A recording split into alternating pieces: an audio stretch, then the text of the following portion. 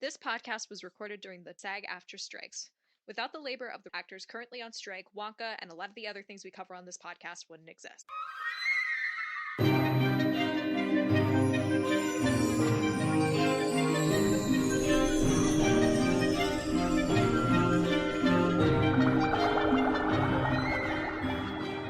Felicia, I'm about to pull off the greatest trick that's ever happened in the podcasting world, nay, the podcasting universe, in all history, and perhaps all the future. Are you prepared to witness this?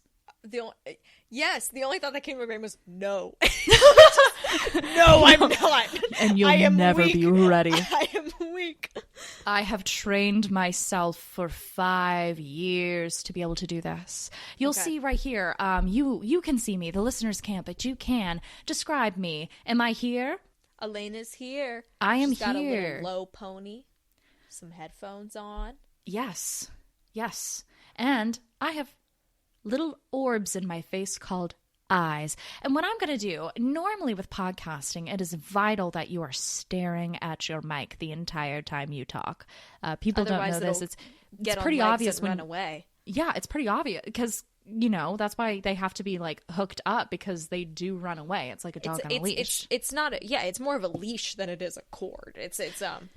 Yeah, it's pretty wrinkly. That's why if you hear this is us desperately trying to like keep it down, you know. No, get back. Get back here, Bruce. But what I'm going to do, Felicia, is I am going to close my eyes and I'm going to keep my mic right where it is. Okay. Are you ready? Mm-hmm. I'm going to now recite to you, I was going to say the Declaration of Independence, but I really don't know that much. I was trying to think of things I know, and it's just like my social security number. These are not things I can recite. I'll just tell you a fun little sentence with my eyes closed, and we'll see what happens with my microphone. You ready? Prepare to be amazed. Okay. There once was a dog named... Fuck! No! Fuck! Okay. Apparently I need to train a little more. But you know what? It's fine, because not all of us are as talented as, let's say, Henry Sugar. Yes. Henry Sugar? Henry Sugar. I kept wanting to call him Sugarman, which I'm pretty sure is from the Wonka erotica. Simon Sugarman, yeah. Yeah, which is really unfortunate. But anyway, yeah, that is a little preview snippet of not even close to what exactly kind of happens in the lovely little short film, The Wonderful Story of Henry Sugar. Ooh, yes. And hello, my name is Elaine. Hi, I'm Felicia. And this is Wonka Watch. Yay! Woohoo! We are two people who really didn't care about the Wonkaverse until we learned that this prequel was in the making starring Timothée Chalamet, and ever since then we've just been talking about nonsense for 98 episodes. It just keeps going. It'll never end, except it will. The Wonka rapture is nigh. And one day we will be free of our suffering, but until then we are at the mercy of our mics until they run away from us, which will be, I don't know, maybe the best day of my life, who's to say. But I'm excited and delighted to talk about this topic today. And even on top of that, we always have a little bit of fresh little something Wonka do. Actually, Felicia, it looks like a new mic is running up to you. Oh my gosh! Now, normally you'd talk into the mic, but the mic might talk back to you this time. Hi, Mike. What do you got there? I got some Wonka news I'm gonna whisper in your ear if you want to tell everybody else. All right. Wow. Okay, think about bye. I'm gonna tell y'all, he gave me a lot of information in a very short period of time, and even an MP3 file. Crazy shit. Wild. Gosh, love microphones. They're so efficient. So we have a lot of Wonka Watch news today because it's in breaking the reality of podcasting for a moment. It's been about 2 weeks since we last recorded because Elaine went on a nice little trip. She went to Disney World and rode Carousel of Progress and then went right back home. That was the only thing she did. I did that for every single day for a week. Single day. That animatronics, you guys know I love it. Go back. Yeah. I have had a little bit of a backlog of Wonka Watch news for the last few weeks, so we're going to be talking about a few different things today. The first one is an article that came around, which I don't think this is new information. It's from Digital Spy, and it says Wonka lands earlier UK release date. Maybe it's a day or two earlier, but I feel like it was this much earlier before. It had never hit me. So we know in the US it's December 15th, but in the UK it's December 8th. It never hit me that is a full week before. And Elaine, you and I are going to have to lock down ourselves. Oh, God. We will not be able to be on any sort of social media. We will not, I will tell you all, none of us will open any, we will not do anything related to the podcast. We will not read emails. We will not. Yes. We will do nothing during that week. We will be on complete lockdown. I will probably have a thing on like my social media that says, do not contact me. Like, I'm like, do not mention Wonka. Do not say anything about Wonka. So, yeah, I don't think any of this is new, but I'm just reporting it on anyway in case it's new. I feel like maybe it was the 10th before. I thought it was like the 13th. Like, I don't know why the 13th is standing out in my mind. I thought it was a few days earlier, not a full week. 8th, though. Oh, God. Yeah, it's not great. God. I will tell you all, we're not flying to London to see the movie early. We don't make enough money for that. No. I'm also not going to London just to watch a movie. Yeah, and even if it's had this much impact, I'm sorry. Has an illusion of success that we put across. Well, we are successful for the sphere we're in.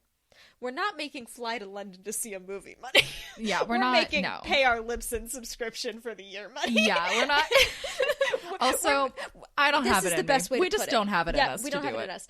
This is the best way to put it. I had enough money. Thank you to all of our Buy Me a Coffee patrons for funding me getting an ad-supported Netflix subscription for this month to cover the Henry Sugar thing.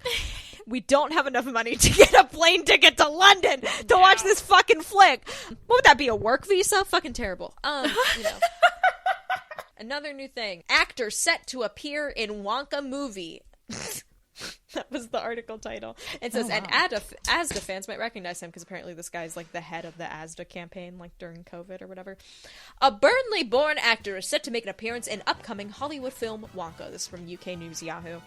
Muzz Khan, who is currently living in Nelson, plays an Oompa Loompa guard in the film, which is set to air this December. He said, filming was crazy. Because I play a small role, my character is all in CGI. I don't know if you'll even recognize me. With CGI, they had to draw a lot of black dots on my face for facial motion capture, and then I had to contort my face into 100 different shapes and emotions. These are then captured by dozens of tiny cameras simultaneously and transferred to a computer database that can be used for creating my character. And that he had to work solo for the nature of the part. He also said, we filmed at Warner Brothers Studios near London. I had no idea that Hugh Grant was going to be an Oompa Loompa until I saw him in the trailer, so I may well be guarding him. And then, last thing, Muzz42 joined the cast in August last year! We'd already had the podcast for like over 8 months at that point. They were still fucking casting. Now, granted, I don't want to be an Oompa Loompa. I don't love the way they've handled the Oompa Loompas in this depiction. And if you said, hey, Felicia, we'll get you a cameo in the Wonka movies, but you have to be an Oompa Loompa, I'm not fucking doing it, no, okay? That would be a no. But I still, just on the principle, August of last year? Yeah, we were around. We'd been around for almost a year at that point. We had been, yeah. It wasn't just like we were floating around. We were around. Yeah. But he did describe his character as a quirky one, Elaine, so... Oh, a quirky character in a Paul King movie. I'm blown away. I don't know where that sass came. I'm so sorry. Breaking. Wow, special. Good for you. That was so unnecessarily sassy. We're bitter. It's fine. We're bitter. We're literally before recording, we said, what'll we do for next week's episode? And guys, we are doing the Roasting Wonka's Hat for as long as possible episode. Fuck it. So excited. We feel like there's like this time pressure that we have to fill these last few episodes before Wonka, because there's not that many left, guys. It's like under 10 episodes before the movie comes out. And it feels like we have to fill it with something good. But really, there's nothing left anyway. You know? Some of the things honestly need more time than we have to give it in these months, too. You know? We're busy right now. Yeah, and Wonka anger fuels me. Yeah. Like, even just getting angry now, I feel more awake and alive than I have all day. It's true. I do kind of feel better, I love getting pissed off about Wonka. That's what this podcast is. We're going back to our roots. That's how this was born. Well, whenever we get too nice about Wonka, I feel like I need to dunk my head in a bucket of water, you know? Yeah, I'm like, no. We're not reporting on it because the article is boring as fuck, but I did get another good British Vogue title in my thing, and I just like to pull it out. Timothy nails the latte trend in Fresh Off the Runway Tom Ford. What the fuck? His suit was brown, guys. What the fuck? The latte trend. I have never been... Whatever. I have no... If you can't say something nice, make a podcast. This is the last thing, which is the thing I'm actually excited to talk about. There was an article called Heavy Rain Creates Willy Wonka-Style Chocolate Waterfall in Texas State Park. I had this on my radar, and I was like, I'll check it out. Sounds fun. And then I was then linked to the 100.3 Jack FM website to a clip called JT's Daily Dive. I'm going to give you the background first, and then play you the clip. Oh, my God. The article says, after heavy rains passed through parts of Texas over the weekend, one state park received a makeover of magical proportions. On Sunday, Inks Lake State Park in Burnett, Texas, shared a video of a gushing waterfall that appeared after the park received an inch of rain that closely resembled the chocolate waterfall from Willy Wonka and the Chocolate Factory. For the record, the waterfall is slightly tinged brown. It's not crazy. I was just it's really, like, it's kind of not hard to recreate, I'm not gonna dirty. lie. Yeah. It's not. It wasn't even. Mr. Beast looked better. Oh. According to Cron.com, the rain also brought some undesired effects and a swarm of mating red harvester ants, which do not sound very Wonka-friendly. What? That's how the article ends, okay? That's the most interesting part of the article, dare I say. Yeah, and you're not going to get any answers in this. So the waterfall is just like slightly tinged brown. It's not crazy, but what is fucking wild is this shock jock segment that this was. From what I understand, it's not actual chocolate. It just looks like the chocolate waterfall from Willy Wonka. You know me. You know that I know nothing about science. Truthfully, I don't really know anything about rain besides that it makes things wet. But I, too, have used the term Willy Wonka chocolate waterfall. But it's for something completely different. What? Hey, what? I'm sorry, is this an episode of Frasier? What the fuck is going on? Literally, I want you to know I only cut out 20 seconds from the actual video. The video was 50 seconds long, and all it was him just being like, there's a park that's got brown water in it. Is that fucking crazy? From what I understand, it's not made of chocolate. I love how he's like, I don't know much about science, and I also, if you guys know me, I don't know anything about rain. Famously, I know nothing about rain. And like, if he was designing it to be funny in the ways that I'm finding it funny, fucking good on him. You did a great job. Yes. But like, I don't think I'm finding it funny in the way that I'm supposed to. I have no idea either, but I feel like at the end of the day, that was an enjoyment. That was I use it for something very different, and it took me like 5 minutes to be like, diarrhea? Is that what it is? Oh, the new joke book we need from that junk. What if Junk Funk? Whatever. I totally forgot its name. Junk Funk. What, Jack FM, JT's Jack Daily FM. Dive? That literally did not say Junk Funk at all. Okay, well, that's good. All right, episode topic proper. We're talking about The Wonderful Story of Henry Sugar, a 40-minute Netflix-released Roald Dahl short film, directed, produced by Wes Anderson, based on a Roald Dahl short story, not one of his like a young adult to adult one. It also it was released with 3 other shorts: The Swan, The Ratcatcher, and Poison, I believe, were the 3 others. I watched the other shorts. We're going to talk about them for about 2 sentences apiece at the end. Love it. Love it. I have an opening statement I would like to make. As I began watching this, I was like, oh my gosh, this is very like Wes Anderson. And then I got really mad. I'm like, how did this person like direct this? And they basically stole Wes Anderson's thing, and everyone's okay with this. And I had forgotten, and it wasn't until the end when I saw it was was Wes Anderson. I was like, oh. But the entire time I was watching it, I just had this burning, like what building an injustice. rage. I literally was like, you can't just do that. And I was like, can you get copyrighted for stealing someone's style through direct? Like, I was so confused, and it was like a undercurrent crisis for me throughout this entire viewing experience. But I was so relieved when I did see Wes Anderson. But I was like, are you dumb bitch? Like, I mean, I get it, because like he just had a movie come out. I understand why you'd be like, well, it wouldn't be Wes Anderson. He just had that other thing happen like 3 months ago. Yeah. But I guess it worked out. So our cast on this one is we got Benedict Cumberbatch, Ben Kingsley, Ray Fiennes, Rupert Friend, but he's not really in this one. He's in there somewhere. I don't remember where he was, but he was in there somewhere. He was in the other ones.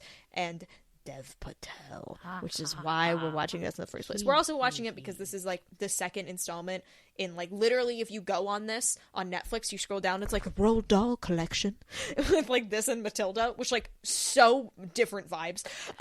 yes. But they're in a collection together. So, like, this is its second installment in their Roald Dahl outgoing. So we got to cover it. And also Dev Patel, which we will talk about because I thought Dev Patel was fucking great in these. Fantastic. Please be in every Wes Anderson movie from here on out, because Thank you. good lord, he was great. I did research because I'm fucking nuts. And I did kind of want to know a little bit about how this came down. So this is from a Vogue interview. The strange concept for Henry Sugar, which Anderson had been mulling over for more than a decade. It's so weird just calling him Anderson. It's like, oh, he is normal. The Dahl family having earmarked it for him after he made The Fantastic Mr. Fox, finally came to him after finishing the script for Asteroid City during the early 2020 COVID lockdown. Anderson realized that it had to be something between theater and cinema, he says. The result is a nimble-footed and textured film that he admits could be acted out almost verbatim on the stage. I definitely felt like I hadn't told a story in this form, he says. The characters both playing the scenes and describing them at the same time. The text of Dahl's book, reactions, directions, and all, make up most of the film script. So yeah, they basically just do a really cool stage play of the Roald Dahl script. It's really cool. I liked the format, yeah. And then he also did an interview with Deadline. He was talking about how I just couldn't figure out how to adapt it. I just didn't see a way to do it. And then it was the idea of using his description of it, really, that appealed to me. I thought, well, that'd be fun to do. I could see a way to do that. But I realized that much of what I'd always loved about the story was simply his voice throughout it. And I said, well, there's one way to keep his voice. Just use it. And honestly, fair enough. Work with it. Yeah. And then in that interview, I just want to let the audience know, he did say he's written the script for his next movie, and Michael Cera is in it. Very fucking exciting. For the Michael Cera heads out there. Delighted. Big day. Big fucking day, guys. The Wonderful Story of Henry Sugar. I am really glad we watched this, and we have all the past knowledge we do, because I think we are one of the very few who can appreciate the fact that this opens in the writing hut. Yes, agreed. I saw his spine shavings on that desk. I saw that little vial of spine shavings. I saw the model airplane. I saw the school brush. I saw the model aspirin. And I literally looked up. I'm like, I did say it was romanticized. They romanticized the fuck out of this writing hut. They didn't have the insulation hanging from the ceiling, the stains on the walls. It was never cleaned, that whole thing. So Ray Fiennes is playing Roald Dahl. I feel like he does a good, I think it made sense. He introduces us to Henry Sugar, a 41-year-old rich man who is too selfish to get married, who drives a Ferrari, got his money from his dad, and is not as handsome as he thinks he is. And then he says that men like him aren't good or bad, just part of the decoration, which I thought was a good line, and then he eats a little chocolate. Like, I actually think if this is how Roald Dahl's adult short stories are written, I actually like them. Like, I give Roald Dahl a lot of shit, but I do think he is a compelling writer. Like, at the end of the day. Yeah. And I liked that he would, like, I really do like the take Wes Anderson had on it of, like, going ahead and just reading it as is, just based on, like, honestly comparing it to the Twilight Zone, whatever-esque thing what was the I've already blocked it from my head. The finger cutting. Tales of the Unexpected. Because I can imagine if Tales of the Unexpected was written more like this, it probably would have been way better. Like, right? Because I'm wondering that. I'm like, okay, so yeah, there's something to be said. But I did like that Roald Dahl like is a character in it, because he really does, the way that he writes, there's always that first person like that's telling the story. He likes to do like dressing doll stories. It's a story within a story within another fucking story. So I was delighted we were in the writing hut, and like, him and again, Wes like you said, are both in he has the little chocolate, or maybe it was a wine gummy. I don't know, but we know those were his favorites. I hate it. There was the one line where he was like, "Men have a vice like gambling," and I was like, "Yes, the Greyhounds, Roald. Yes! Tell them about your wine cellar, Roald. Tell them about your." Which made me go, Wes Anderson and somebody else had to do very in-depth research. They had to suffer as well, and apparently that's Ray Fiennes was like in the fucking Roald Dahl archives and was like, "Let me get a read on this bitch." Let's and go. Was Let's like pull some doing sources. his routines off before camera, and I was like, insane. He did the little brush off with the school brush to get rid of the eraser shavings. Yes. I was like, notably though, I don't see him writing backwards. Well, it's fine. It is what it is. It was limited. It was 40 minutes. You can only do so much. He leaves the writing hut, and he opens the door from the writing hut, and you can see the set that is the writing hut further off in the doorway, and it reminded me so much of the Alice movie, and I was like, I hate to bring it up, but doesn't it really? No. Why'd you have to do that now, Felicia? I was just telling Felicia my traumatic animatronic experience at Disney, and now we're just gonna... The traumatic experience is but she I do wrote see what It's you're a saying. Small World. That's the experience. Which everyone... We get it. You know what I mean? We get it, like, yeah. We both love and hate that ride. I think we can all agree, so... I want you to know that, like, there is so much visually interesting things going on in the short that if you have any interest, I highly recommend watching it. We literally cannot describe all of the visually interesting things. I gave up after about a minute and a half, because it's just, like, it would have taken for fucking ever, and it would be like explaining a joke to someone. Like, it's not good. It's not worth it for us. Yeah, you just need to go watch it. It's playing out like a stage play, and you can, like, see the scenes to the point where, like, they pan into the next sound stage, and you the see, closest like, thing I can compare it to is why don't I remember this? It's the guy I chose for Imperfect Love, and it's got Keira Knightley, and she. Oh my God, why can I not the Trotsky, and it's Anna Karenina? Oh my God, thank you. And I don't know why I blinked on that. Anna Karenina, the movie is kind of set up with, like, a theater-ish setting as well. So the way that those scenes transition when you're in kind of a theater is the closest thing I can, like, compare the way that the sets move on here. But it's a lot, you know, just imagine Wes Anderson and a little more campy. So the narration then, like, Roald Dahl kind of physically hands the narration off to Benedict Cumberbatch, who's playing Henry Sugar, and he was really good in this. Like, I think he did a good job with this. A lot. And here's the thing, where I feel like we do need to talk about this. So the cast of this is mostly made up of very good and very experienced actors, and also Richard Ayoade. And I'm not trying to call out, like, Richard Ayoade for this, like, just being like, it's just, I feel like because they're delivering both this, like, straight up narration from the novel and also their own deliveries, there is a lot you have to do there. Like, there's a lot. Yes. And they're talking very fast also, as another thing to note. It was like they were talking at 2x speed. I feel like Richard Ayoade was not maybe the best fit for this project. I feel like somebody a little bit more experienced probably should have filled his role, because especially the one that he narrated, I just felt like there was a difference because the actors were able to keep, I don't know, there was just more going on. A high energy while being monotone, which is a very hard thing to pull off. But I feel like that's what the other... And I think, like, I do think Richard Ayoade also, like, that's his persona outside of this, so it's almost not interesting in the same way. Yeah, it's kind of, it feels like Richard Ayoade, not a character. Like, it's just like, oh, he is here on, which, like, that is a character. It would be interesting. I kind of wished I had no familiarity with Richard Ayoade before watching this, because I'm curious if I would feel the same way about it if I did. Yeah, do you know what I mean? That's a good point. So I guess that's just a personal thing that I'm curious. Like, if there's people who have never seen him in anything, I wonder if they would even think anything of it. Do you know what I mean? Where it's like, I guess I'm just more critical because of that. But also I feel like, especially because he was, like, scene partners with Dev Patel, and I was like, dude, you are in such different calibers. I'm like, you can't, because Dev Patel was genuinely, like, so good in this, and I hope he's in more Wes Anderson stuff. The way he, like, delivered the monologues felt like so, like, it didn't feel like he was breaking the moment. And especially there's the other short film that's Poison, that he does the narration through the whole thing. And Elaine, I do recommend. It's really good. That's the one that I liked the most. But it really, like, shows off, like, man, he is really good at this. Anyway, this episode is just us being so happy about Dev Patel, really. Just that he's in things and exists. We're just so delighted that he's thank so good. God Wonka has crossed in, so we get to do Dev Patel things. How much better would this podcast be if we were just watching? I mean, you would fucking hate The Green Knight, but that's okay. I've heard I would love it. Interesting. I don't know if you would hate it or love it. There's not much plot. Okay. Because to me, I assume you would hate it because it kind of is in the type of scheme of movies of, like, the Alice's. Like, it's not as spooky as Alice. There's no animatronics and things like that. But there's a very loose plot. I saw it with a lot of friends, and everyone hated it but me. There's a lot of cyclical time things. There's a random scene with cum. Okay. I was off the train and now I'm back on? Yeah, there's random giants that come If I take a Delta 8 gummy, am I kind of set? A little CBD. Yeah, if you watch it, we will need to have a discussion. I'm very curious to see your opinion. I will personally circle back later with you, Felicia, on this.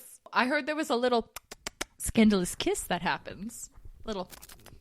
I think maybe. I don't remember. I only saw it in theaters, and it was like there's 3 years gay. ago. I don't know. That's just what Anyway. So, Henry Sugar's at, like, this big fucking party. He goes to the library, and he finds a book sticking out. It's a report by Surgeon Z.Z. Chatterjee, played by Dev Patel, talking about a man, Ben Kingsley, who came in and said he could see without using his eyes. And Richard Ayoade is one of the other doctors there. It's basically the same repeating cast as they play different roles.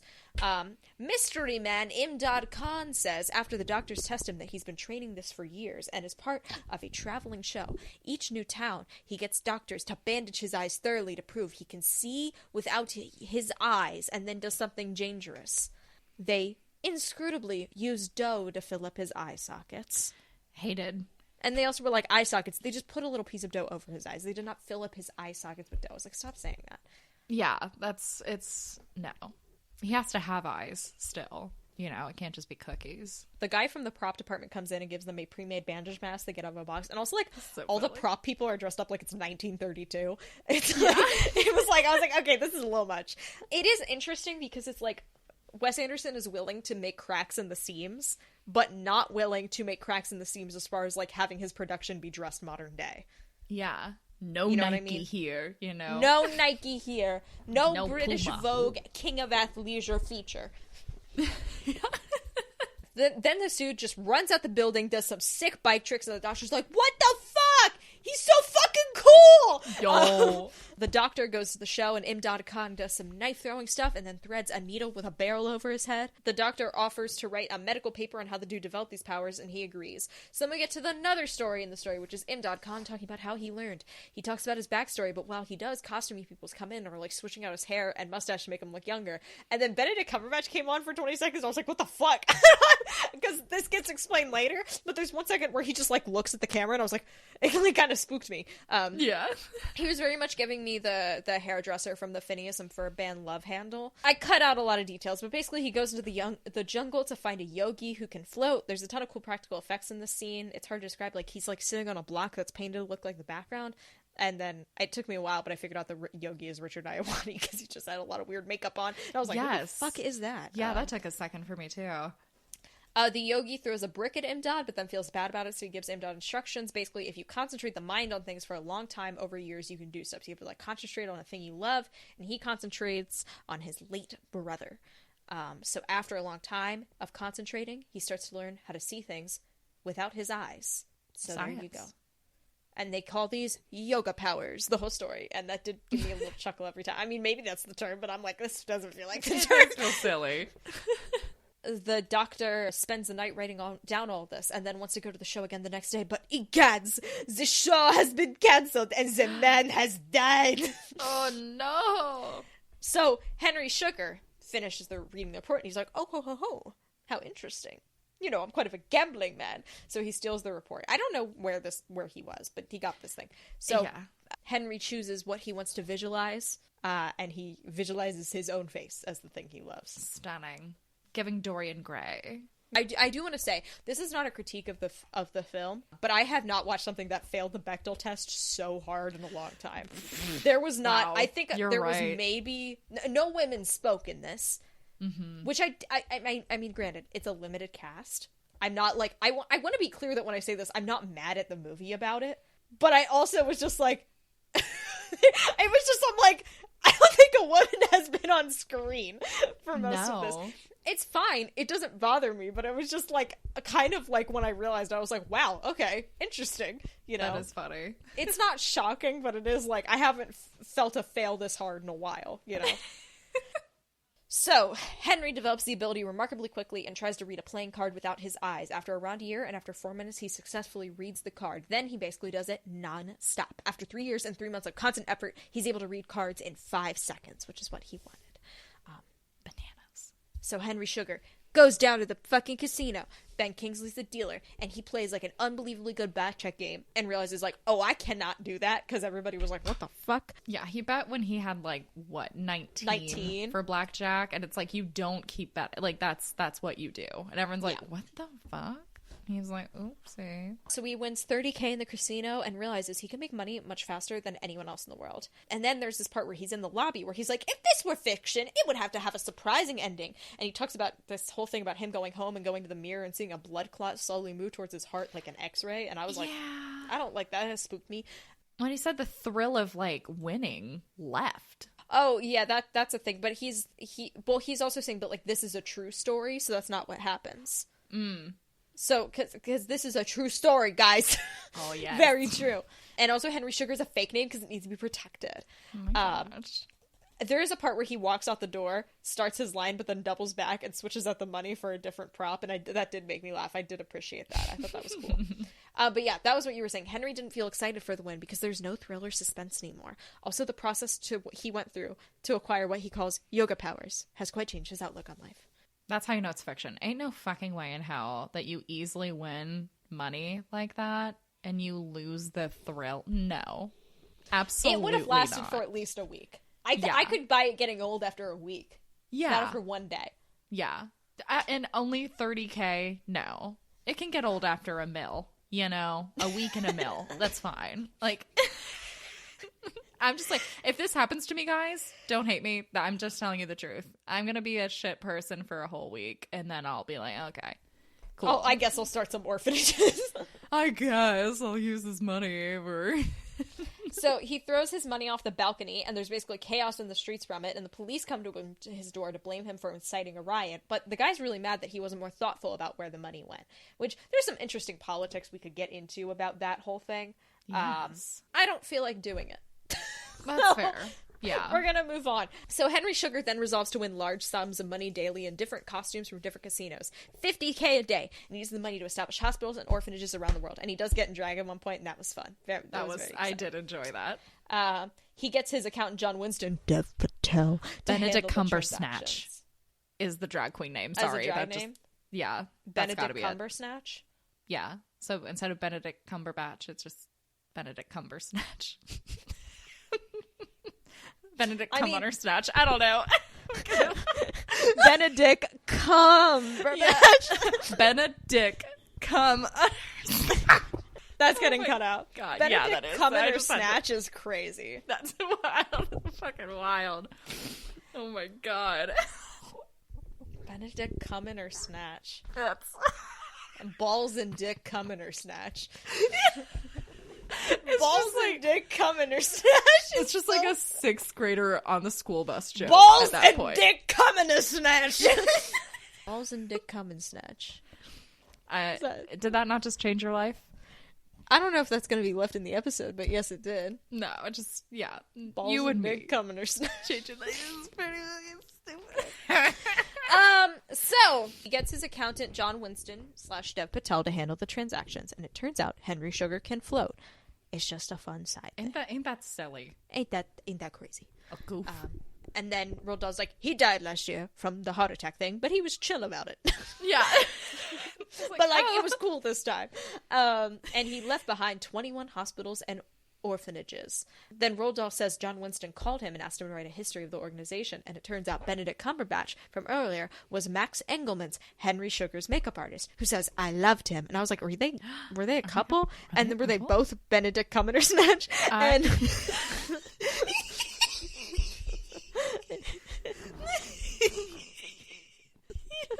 what if you were my hairdresser? What if you were my hairdresser and I was a magical man with magical powers and we were both balls and dick Cumbersnatch? The That wedding romance cake novel. would be wild.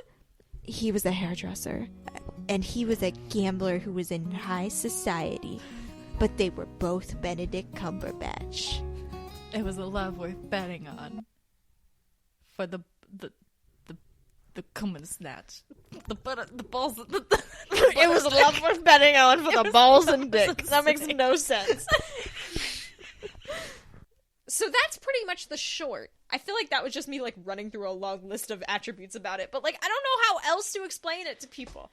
No, I think my summation of it would be that I have never been as engaged in a Roald Dahl written item outside of I guess the other movies, but that was intriguing to me, and I thought it was interesting that technically it's just an audiobook with visuals, but it was very intriguing and it was interesting, and the way that the actors delivered their lines, and they'd be like, blah, blah, blah, blah, I said, blah, blah, blah, blah, blah. And like you said with Dev, he did a great job of this. It didn't take you out of the moment. That was the only, that was the reason why I was I didn't love Richard Iwadi in it, because he was the only one that felt like there was such a separation between the two. Yeah. Whereas, and this is especially in the Ratcatcher one, whereas I think the other people just were a little bit more fluid with the whole thing, where it didn't make me go what's going on here, Yeah. I think I wouldn't like it if it had been acted out. I don't think so either. As a scene. Yeah, I don't think I would have liked it at all. And here's the thing. I do not wish for more Charlie and the Chocolate Factory adaptations, but I do wonder what a Wes Anderson one would be like. I don't wish for it, but I would love to know what it is. I honestly don't think it would be good. No.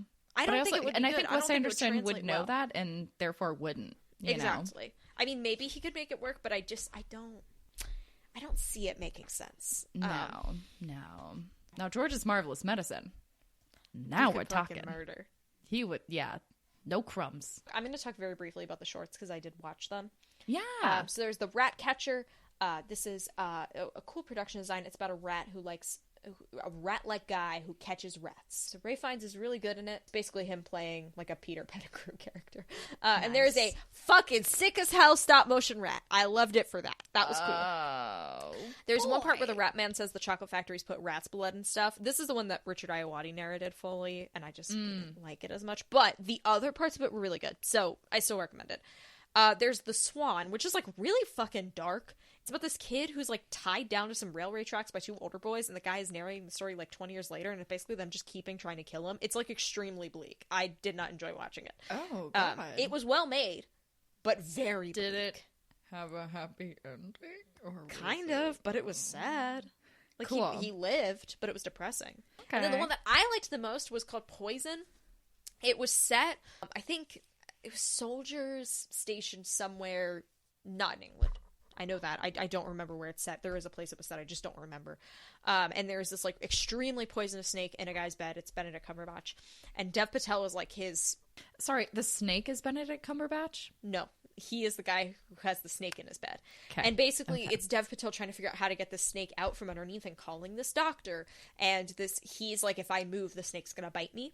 Ah. It was really interesting and one of the most compelling of the shorts. And it's kind of like, is making comments on racism in an actually like interesting and well done way. And I was like, Okay. well, I didn't know you had it in you.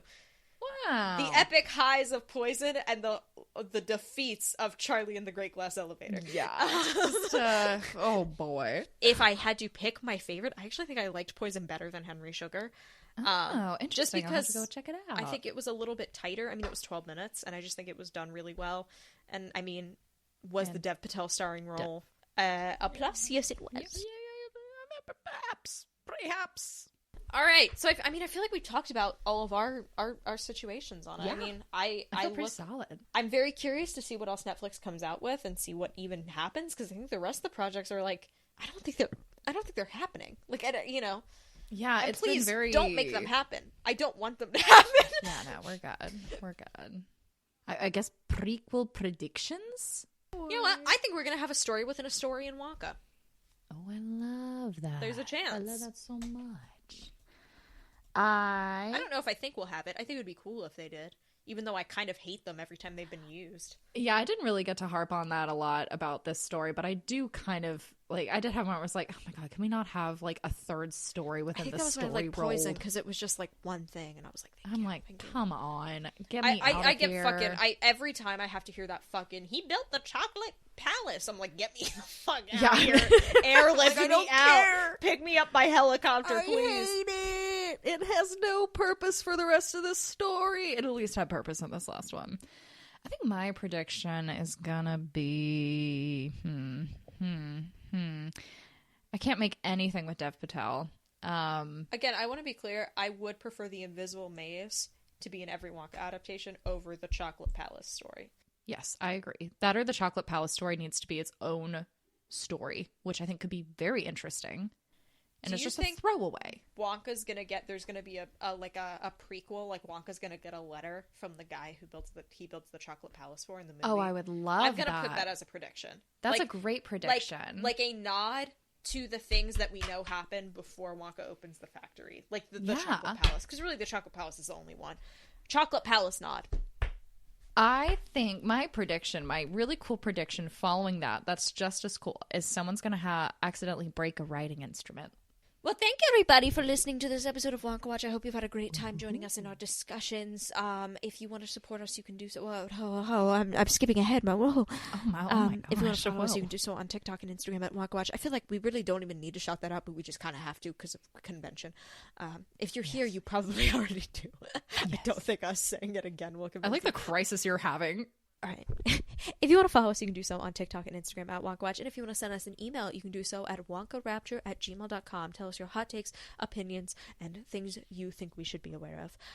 We also have our Buy Me a Coffee, where you can join our little membership on there and get our fun bonus content.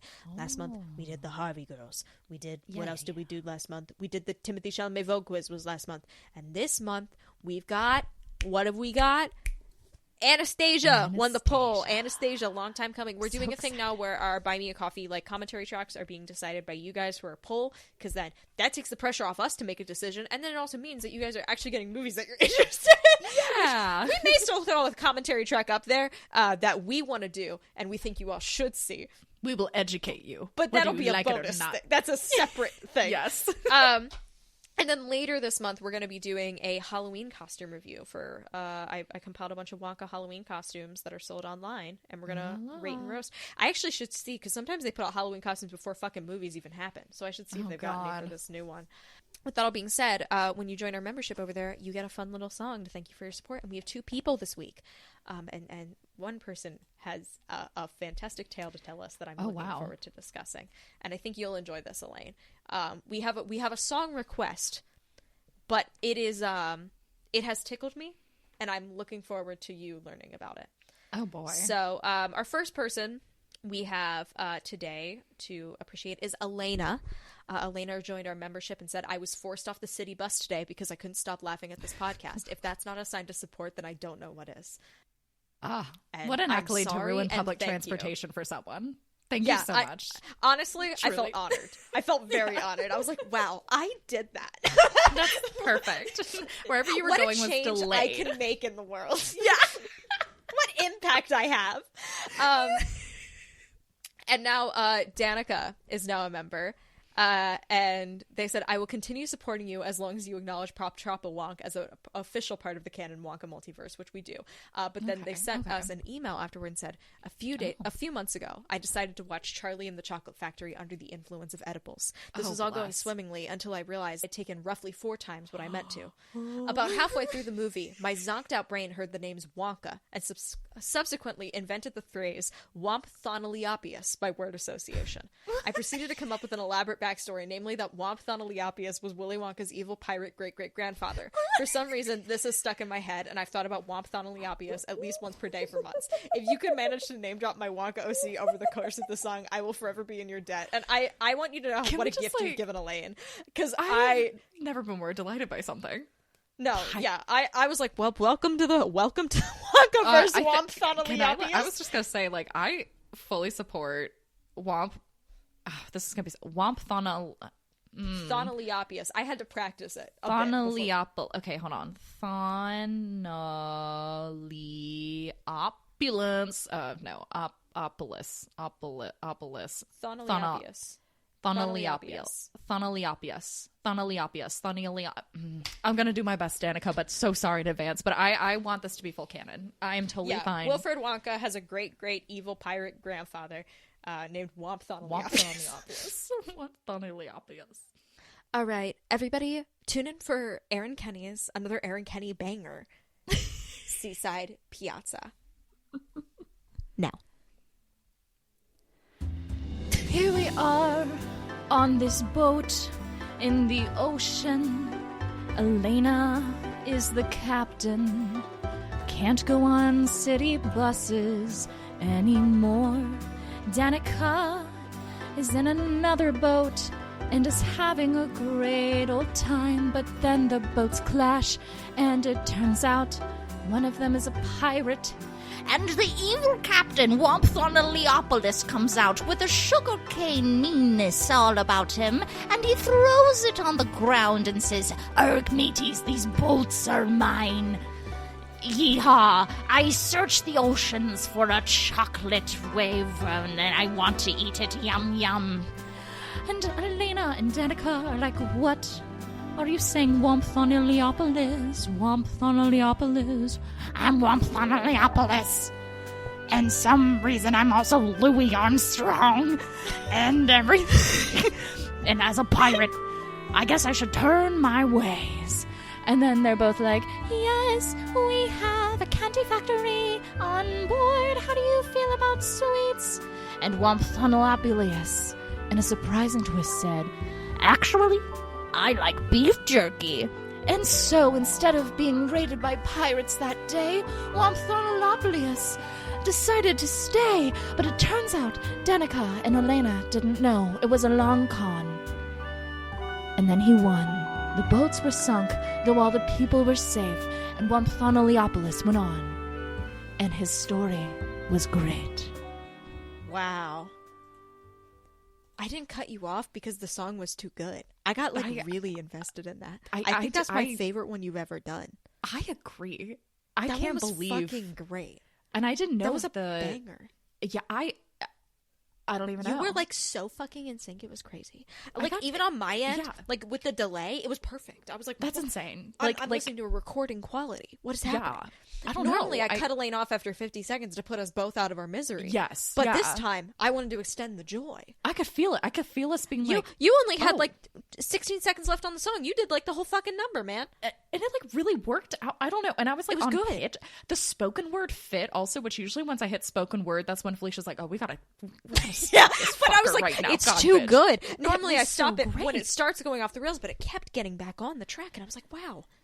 And honestly, Elena and Danica having rhyming names was very helpful as well. That was delightful all around, and That was great. Thank you I to our loved that. cast. Appreciate Thank you to our casting crew. Thanks and to our casting Wompthonolapilius. crew. Our crew on the boat. Our crew. Felicia editing this 4 hours from now. Hurry. Felicia, tired out of her fucking brain, asking her to stop clicking the pen for God's fucking sake. Also, guys, if you hear me click the pen in the background, I'm sorry. I fucking hate it too. It drives me crazy. Anyway, thank you everybody for listening to this episode of Wonka Watch. What was important? Nothing. What even? I don't even know. Dev Patel. Dev Patel was important. Dev Dev Patel was Patel very was important. Everything else. JT's I don't know a deep lot dive about diarrhea science. joke. I don't know a lot about Or rain, rain. but I do know. But it wasn't important. that I it's do not- know. Wait, I don't know know much for about sure science, it's but not I do know that it's not that important. It's not important at all. Not at Wonka all. Watch supports science. Yeah. Let it be known on That's the our record. big Wonka Watch stance. supports science. We support science. It's not that important. Not that important. Bye, guys.